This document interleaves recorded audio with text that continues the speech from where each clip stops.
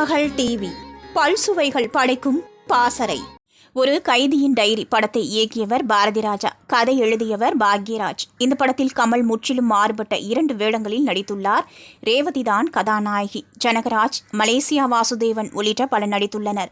இந்த படத்தின் படப்பிடிப்பு ஊட்டியில் நடந்தது. அப்போது ஊட்டியில் உள்ள கார்டன் மூடியிருப்பதாக பாரதி ராஜாவுக்கு தகவல் வந்தது.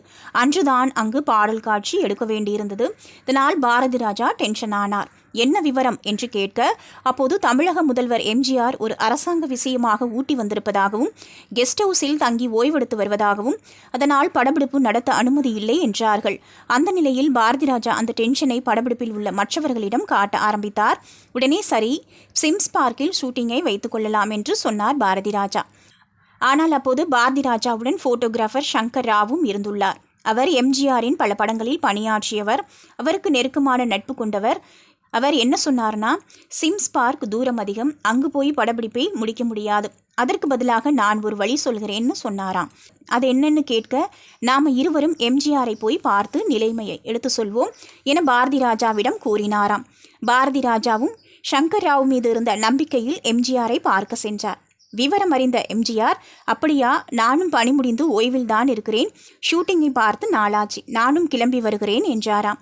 அந்த வேளையில் பாரதி ராஜாவின் தம்பி ஜெயராஜுக்கு ஹார்ட் அட்டாக் வந்துள்ளது. அதனால் கோவையில் ஒரு மருத்துவமனையில் சேர்த்திருப்பதையும் சங்கர் எம்ஜிஆரிடம் தகவல் தெரிவித்துள்ளார்.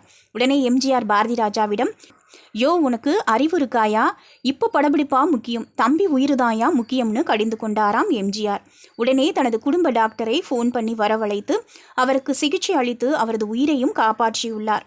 அதன் பிறகு இனி தம்பியின் உயிருக்கு கவலை இல்லை, படப்பிடிப்பை நடத்துங்கள் என்றாராம். அது மட்டுமல்லாமல் படக்குழுவினர் 100 பேருக்கு மதிய விருந்துக்கு ஏற்பாடும் செய்தாராம். அதில் 90 பேருக்கு அசைவ உணவும் பரிமாறப்பட்டதாம்.